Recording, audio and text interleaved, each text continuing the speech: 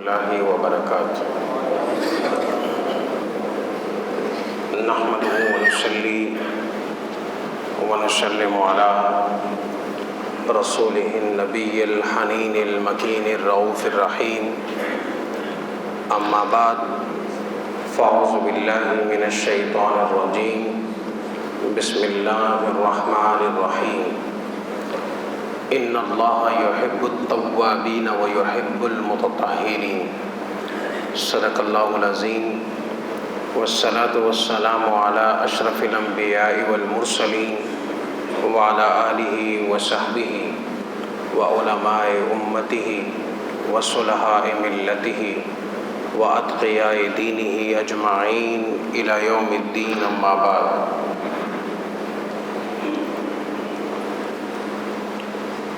انسان اپنی زندگی میں کچھ چیزوں کو پسند کرتا ہے اور کچھ چیزیں ایسی ہوتی ہیں کہ جن کو وہ بالکل ناپسند کرتا ہے۔ بعض انسان وہ ہیں جو پھولوں سے محبت کرتے ہیں، بعض انسان وہ جنگل اور درختوں سے محبت کرتے ہیں، بعض کے دل میں اچھے مکانوں کی چاہت ہوتی ہے، کچھ ایسے ہوتے ہیں جو زندگی میں اپنی ساری توجہ اور محبت کا مرکز صرف اپنے لباس کو بناتے ہیں۔ کئی افراد ایسے ہوں گے جن کی پوری زندگی کی گفتگو ایک مخصوص دائرے سے کبھی باہر نہیں نکلتی۔ پوری زندگی آپ نے بے شمار لوگ ایسے دیکھے ہوں گے کہ وہ صرف پلاٹوں کی باتیں کرتے ہیں، جائیدادوں کی باتیں کرتے ہیں، زمینوں کی باتیں کریں گے، دکانوں کی بات کریں گے، بازاروں کی بات کریں گے، تعمیرات کی بات کریں گے۔ یہ ان کی پوری زندگی کا لب لباب ہوا کرتا ہے۔ اور پوری زندگی سے مراد شعور کی زندگی، جب انسان کچھ سوچتا ہے اور پھر کرتا ہے اور کر سکتا ہے۔ پوری زندگی ایک نقطے پر مرتکز ہوتی ہے اور گزر جاتی ہے۔ دن اور رات کی جد و جہد، محنت، تگ و دو صرف اس نقطے کے حصول پر ہوتی ہے۔ لیکن کمال یہ ہے کہ پوری زندگی دنیاوی اور مادی طور پر اس ایک نقطے پر توجہ مرتکز کرنے کے باوجود بھی جو کچھ حاصل ہوتا ہے وہ یہ ہوتا ہے کہ کچھ بھی حاصل نہیں ہو پاتا، کیونکہ انسان کی جب تک نگاہیں کھلی ہیں تو اسے لگتا ہے کہ سب کچھ میرا ہے، اور جیسے ہی نگاہیں بند ہو جاتی اس وقت جو کچھ اس کا ہونے کا دعویٰ ہوتا ہے وہ سب کچھ اس سے رہ جاتا ہے۔ اب اس کا کچھ نہیں ہوتا، جو کچھ ہوتا ہے وارثوں کا ہوتا ہے۔ اب وارث ہی سمجھنے لگتے ہیں کہ یہ بہت کچھ ہمارا ہے، لیکن ان وارثین میں سے جب کسی کا پیام اجل آ جائے تو انہیں بھی لگتا ہے کہ یہ تھا تو ہمارا لیکن اب ہمارا نہیں ہے۔ زندگی محبتوں، چاہتوں، آرزوؤں، تمناؤں کے حصول کی کوشش میں صرف ہو کر کے ختم ہو جاتی ہے، ایسے ہی پگھل جاتی ہے جیسے کوئی بہت بڑی موم بتی ہو، آپ اس کے اوپری سرے پر آگ روشن کریں، آپ کو لگے گا کہ یہ دنوں جلے گی اور کئی دن تک اس کی روشنی سے ہم فائدہ اٹھائیں گے، لیکن چند دن گزرتے نہیں پتہ چلتا ہے کہ موم بتی پگھل کر کے ختم ہو چکی ہے۔ یہی زندگی ہے، اور اسی زندگی کی چاہتیں ہیں، محبتیں ہیں، ارمان ہیں، آرزو ہیں، خواہشات ہیں، جس کے لیے انسان سرپٹ دوڑا چلا جاتا ہے۔ صبح ہو جاتی ہے، شام ہو جاتی ہے، غریب ہے تو امیر، اور امیر ہے تو امیر تر، اور امیر تر ہے تو امیر ترین۔ یہ اس کے مدارج ہیں، اور چھوٹے عہدے والا ہے تو اس سے بڑا، وہ اس سے بڑا، اور وہ اس سے بڑا، اور وہ دنیاوی طور پر آخری سب سے بڑا عہدہ حاصل کرنے کی خواہش میں جب وہاں پہنچتا ہے تو پتہ چلتا ہے کہ زندگی کی ریل گاڑی اب اسٹیشن چھوڑنے والی ہے، اب اس کے پلے کچھ نہیں پڑنا۔ انسان کی چاہتیں ہیں، لیکن یہ چاہتیں وقتی بھی ہیں، عارضی بھی ہیں، فانی بھی ہیں، اور کچھ اللہ تعالیٰ اس کی جھلک انسان کو دکھاتا ہے، اور وہ جھلک اس لیے دکھاتا ہے کہ اس سردی اور گرمی کے ذریعے سے، اس خوشی اور غمی کے ذریعے سے، اس اونچ اور نیچ کے ذریعے سے، اس سکھ اور دکھ کے ذریعے سے انسان آخرت کی زندگی کی حقیقت کو سمجھ سکے۔ یہ کتنی گرمی ہو رہی ہے، کل 41.5 کا ٹیمپریچر تھا، لیکن ہم سب کے لیے صرف ایک بات ہے کہ ٹیمپریچر اتنا ہو گیا، اور 2 دن کے بعد اور بڑھ جائے گا، 3 دن کے بعد گھٹ جائے گا، اس کے بعد بارش ہو جائے گی۔ روزانہ سورج نکلتا ہے، اور سورج نکل کر کے ایک مدار میں گھوم کر کے مغرب کے وقت جا کر کے ڈوب جاتا ہے۔ ہم سب کے لیے معمول کی بات ہے کہ سورج نکلتا ہے، نکلنا ہے، نکلنا چاہیے، اور اس کو اسی طریقے سے ہم ڈوبتا ہوا دیکھتے ہیں، اسے ڈوبنا چاہیے اور ڈوبتا رہے گا۔ یہ ایک عام سی کیفیت ہے۔ اگر بارش نہیں ہو رہی تو میرے اور آپ کے لیے معمول کی بات ہے کہ کلائمیٹ چینج ہو گیا ہے، گلوبل وارمنگ ہو گئی ہے، کہیں سونامی اور کہیں بے پناہ خشکا ہے، روڑا ہے۔ ہم اتنی سی بات کر کے گزر جاتے ہیں۔ اللہ کی کائنات یقیناً سائنسی اصولوں کی بنیاد پر اللہ نے تخلیق فرمائی ہے، لیکن یہ کوئی سائنس کے ریموٹ کے ساتھ نہیں چل رہی کہ کوئی بیٹھ کر کے کسی لیب کے اندر ریموٹ دبائے گا تو چیزیں اس کے حساب سے بدلنا شروع ہو جائیں گی۔ یہاں جو قدرت اللہ کی طرف سے کار فرما ہے، وہ قدرت یہ ہے کہ وہ اس کی قدرت ہے، اور وہ اس رب کی چاہت ہے، وہ اس رب کی محبت ہے، اور وہ اس رب کا پلان ہے، اور وہ اس رب کی ایگزیکیوشن ہے۔ وہ اپنے احکام کی ایگزیکیوشن کے لیے دنیا کے کسی بھی تھرمامیٹر کا محتاج نہیں ہے۔ ایک انسان کے لیے سردی کو اس لیے پیدا کیا گیا تھا کہ وہ سرد موسم کے ذریعے سے آخرت میں ملنے والی ٹھنڈک کا احساس کرے، اور گرمی کو اس لیے پیدا کیا گیا تھا کہ آخرت میں اور قبر کے اندر ملنے والی گرمی کا اس کو احساس ہو، وہ اللہ کی طرف پلٹ جائے۔ جب اتنی گرمی ہو تو وہ صرف توبہ توبہ نہ کرے کہ واہ بہت گرمی ہو گئی ہے، بلکہ وہ اس گرمی سے یہ سبق حاصل کرے کہ اس گرمی کے اندر بیٹھ کر کے اگر ہم ٹھنڈی جگہ پر اپنے اس وجود کو کچھ دیر کے لیے ان مشینوں، ان اے سیز کی وجہ سے ٹھنڈا کر سکتے ہیں، تو اللہ کا یہ نظام اس کائنات کے اندر بالکل اسی طور پر عمل کر رہا ہے کہ انسانی اس سرزمین کے اوپر آگ ہو، تپش ہو، گرمی ہو، سینٹی گریڈ 50 کو ٹچ کر جائے، 55 کو ٹچ کر جائے، لیکن مومن کی قبر اسی سرزمین کے صرف 6 فٹ کے اندر وہ اس سے زیادہ ٹھنڈی ہوگی، کیونکہ اس نے دنیا کے اندر وہ اعمال کیے جو اس کے اعمال کی گرمی کو سردی میں بدل دیں۔ چنانچہ یہ جو موسم ہے، یہ تبدیلیاں ہیں، اور جو کچھ ہمیں محسوس ہو رہا ہے، کبھی پانی کی تنگی ہے، کبھی ایک چیز کی شارٹیج ہے، کبھی بجلی نہیں ہے۔ ہو سکتا ہے کہ آپ اس کو انتظامی معاملات پر محمول کرتے ہوں، آپ کے ذہن میں یہ بات آتی ہو کہ کچھ لوگوں کی وجہ سے ایسا ہو رہا ہے۔ یقیناً ایسا ہی ہوتا ہے، لیکن ہوتا اس لیے ہے کہ ہم ان تمام کے تمام چیزوں کا اپنے آپ کو مستحق بنا لیتے ہیں، تو اللہ کا نظام بھی ہمیں پکڑ لیتا ہے، وہ بھی ہمیں دبوچ لیتا ہے۔ اور جب ہم یہاں سے اللہ کی طرف رجوع کر لیں اور پلٹ جائیں،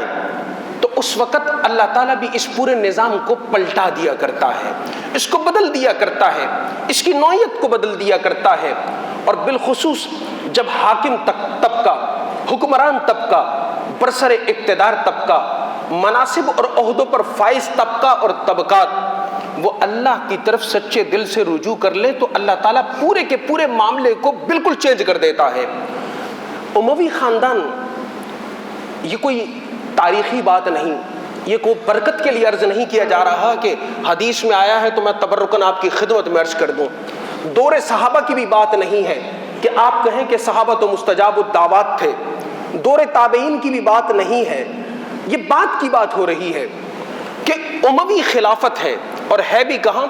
اسپین میں ہے۔ اسپین میں عبد الرحمن الناصر بہت بڑا اموی خلیفہ گزرا، اور اتنا شاندار حاکم، اتنا زبردست حکمران کہ وہاں جتنی بڑی بڑی تعمیرات آپ کو نظر آتی ہیں اس میں اس کا بہت بڑا کنٹریبیوشن ہے۔ اس نے اپنی رہائش کے لیے ایک محل بنانا شروع کیا۔ اس محل کا نام تھا قصر زہرہ۔ اس محل کی لمبائی یہ 4 میل تھی۔ 4 میل مذاق نہیں ہے، 4 میل میں تعمیرات کرنا، اور اس کی چوڑائی تھی 3 میل۔ 4 میل لمبا اور 3 میل چوڑا۔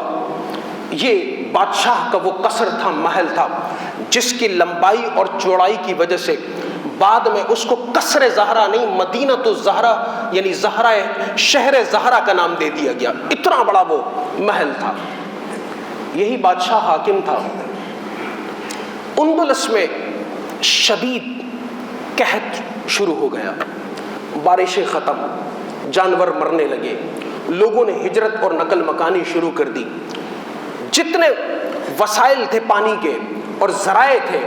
سب ایک کے بعد ایک خوش ہونے لگے، چرند پرند تک مرنے لگے۔ بادشاہ بہت پریشان ہوا۔ پہلے جتنے بادشاہ ہوتے تھے ان کی ایک صفت تو یہ تھی کہ وہ اپنے آپ کو بالکل مطلق العنان سمجھتے تھے، ایبسولوٹ اتھارٹی سمجھتے تھے، لیکن اگر وہ مسلمان ہوتے تو انہیں ہر وقت، ہر لمحہ، ہر قدم پر اللہ کا خوف لاحق رہتا، اور جب انہیں محسوس ہوتا کہ ان کی طرف سے کوئی غلطی ہے تو وہ فوراً اللہ کی طرف رجوع کرتے، اس کے لیے کسی جسٹیفیکیشن کو جواز نہیں بناتے۔ چنانچہ یہ اتنا بڑا خلیفہ جب اسے محسوس ہوا کہ کوئی گڑبڑ ہے، اور گڑبڑ کسی ظاہری نظام میں نہیں، ہماری طرف سے کسی وجہ سے ہے، تو اس نے یہ کیا کہ قاضی منظر جو اس وقت قرطبہ کی جامع مسجد کے امام و خطیب بھی تھے اور وقت کے مفتی اعظم بھی تھے، بزرگ بھی تھے،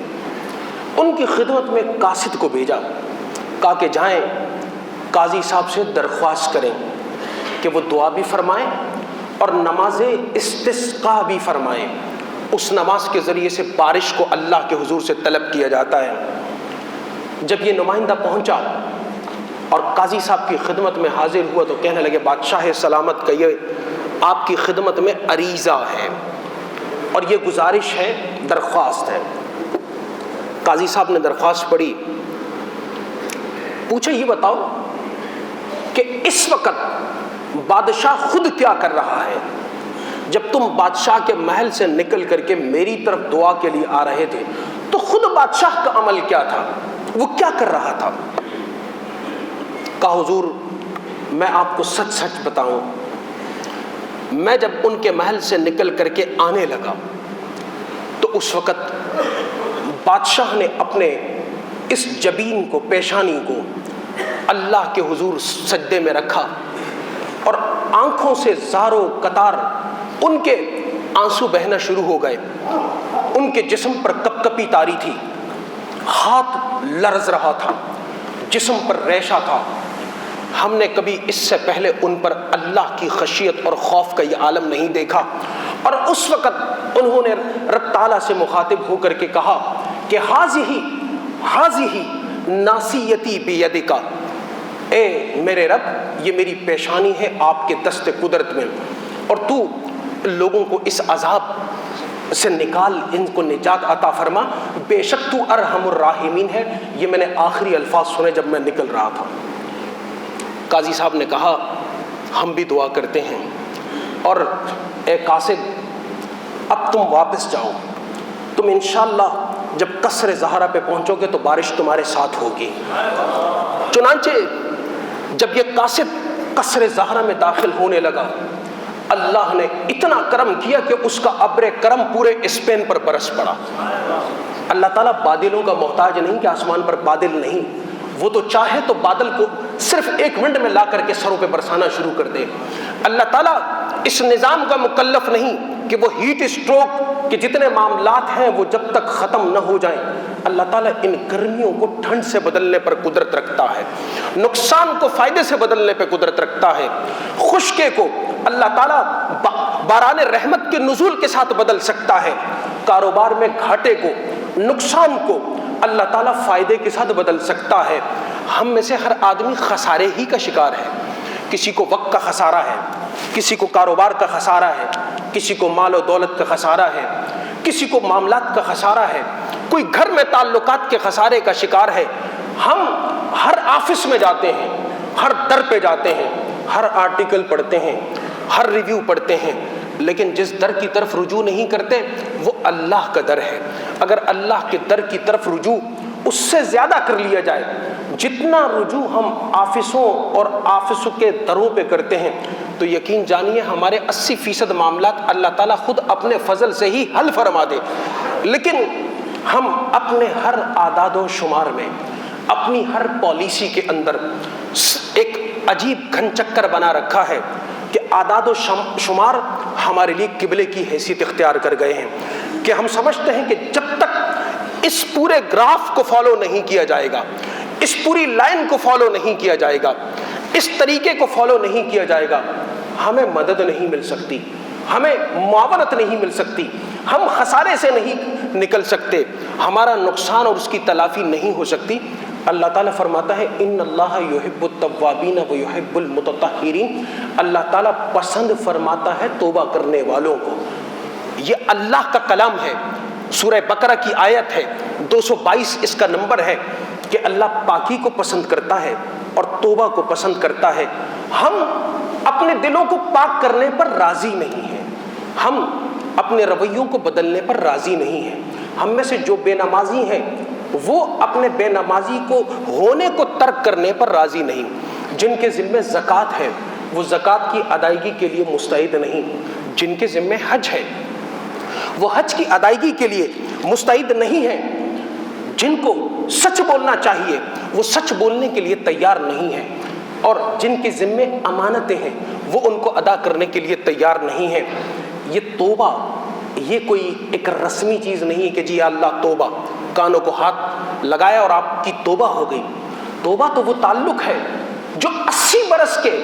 بندے کو جو اللہ سے دور تھا ایک لمحے میں لا کر کے اللہ کے ساتھ جوڑ دیتا ہے، ملا دیتا ہے، اور جو رب کے ساتھ مل جاتا ہے اللہ تعالیٰ اس کے لیے باران رحمت تو اپنی جگہ، اپنے در کے جتنے دروازے ہیں، اپنے آسمانی رحمت کے جتنے دروازے ہیں ان کو کھول دیتا ہے۔ لیکن بندے کی طرف سے بھی تو اس عزم کا اظہار ہو کہ ہاں ہم غلط تھے، ہم اعتراف کرتے ہیں کہ ہم غلط تھے، ہم سے غلطیاں ہوئیں، ہم سے کوتاہیاں ہوئیں، ہم الٹی راہ پہ چل رہے تھے، ہم شیطان کی اتباع کر رہے تھے۔ لیکن جس ملک میں ذمہ دار لوگ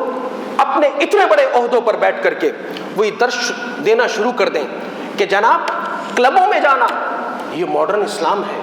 میوزک کا سننا یہ ماڈرن اسلام ہے، اور وہ کچھ کرنا جو غیر مسلمین کر رہے ہیں یہ ماڈرن اسلام ہے، ایسے لوگوں پر تو انا للہ پڑی جا سکتی ہے۔ لیکن وہ لوگ جو بے عقل نہیں، جو اللہ کی طرف سے سمجھ اور بوجھ ان کو عطا کی گئی ہے، وہ خود اپنا ذہن رکھتے ہیں، ان کا قرآن کا مطالعہ ہے، وہ حدیث کو پڑھتے ہیں، ضروری تھوڑی ہے کہ وہ علماء ہوں، وہ مسلمان ہیں، انہیں پتہ ہے کہ اللہ کا رستہ کیا ہے، اس کے رسول کا رستہ کیا ہے، ان کا قبلہ کہاں ہونا چاہیے۔ ان کا قبلہ اس ڈائریکشن سے ہٹ کر کے کہیں اور ہے تو پھر وہ رحمت کو بھی وہاں سے تلاش کریں، وہ برکت کو بھی وہاں سے تلاش کریں، وہ اپنے لیے خیر کو بھی وہاں سے ڈھونڈیں، اپنے لیے محبت اور چاہتے بھی وہاں ڈھونڈیں۔ لیکن اگر آپ کو اس رب کی محبت اور چاہت درکار ہے اور آپ اس کو اپنا کارساز سمجھتے ہیں اور چاہتے ہیں کہ وہ تمام آپ کی مشکلات کو حل کر دے اور آپ کو ان تکالیف سے باہر نکال دے، آپ کے امراض کو جڑوں سے نکال دے، تو پھر آپ کو اس قبلے کا رخ کرنا ہوگا، اور اس قبلے کے رخ کے لیے یہاں آنا ضروری ہے، مسجد میں ہونا ضروری ہے، مسجد والا ہونا ضروری ہے، مسجد کے ساتھ ہونا ضروری ہے، اللہ کے ساتھ ہونا ضروری ہے، اور اللہ سبحانہ و تعالیٰ کا احساس ہونا ضروری ہے۔ یہ دکھ ہے، تکلیفیں ہیں، مصیبتیں ہیں مومن کے لیے، ایک طرف وہ سکون کا باعث ہے کہ یہ اس کے رب کی طرف سے ہے، اور دوسری طرف جب وہ اس قسم کی کیفیات کو دیکھتا ہے تو خود اپنی غلطیوں کہ اعتراف پر آمادہ ہو جا کہتا ہے، اس کو کسی کو بتانے کی ضرورت نہیں، اسے خود پتا ہوتا ہے کہ میں غلط ہوں، اسے پتا ہے کہ مجھ میں کہاں کوتاہی ہے۔ روزانہ رات کو سوتے وقت اپنا محاسبہ کریں، اللہ کی طرف رجوع کریں، اللہ کی طرف پلٹیں، اور یہ رجوع کرنا ایسا ہو کہ خود ہر انسان سمجھے جو وبال ہے، جو مصیبت ہے، جو تکلیف ہے، جو دکھ ہے، وہ سب کا سب میری وجہ سے ہے، میرے عمل کی وجہ سے ہے۔ وہ حاکم پر نہ ڈالیں، حاکم عوام پہ نہ ڈالیں، یہ مل کر کے کسی اور پر نہ ڈالیں، کسی ادارے پر نہ ڈالیں۔ یہ ہم سب کا مشترکہ ایک مسئلہ ہے، اور وہ مسئلہ یہ ہے کہ جب ایک بندہ خود اپنے آپ کو اللہ کی رحمتوں سے دور کر لیتا ہے تو مصیبتیں، تکالیف، دکھ اور درد اس کا اسی طور پر پیچھا کر رہی ہوتی ہیں جس طرح انسان کے ساتھ اس کا سایہ اس کے پیچھے پیچھے دوڑ رہا ہوتا ہے۔ اللہ تعالی ہم سب کو اپنی طرف رجوع کرنے اور اپنی طرف پلٹنے اور اپنی رحمتوں کے استحقاق کے حصول کی توفیق عطا فرمائے۔ آمین۔ وما علینا الا البلاغ المبین۔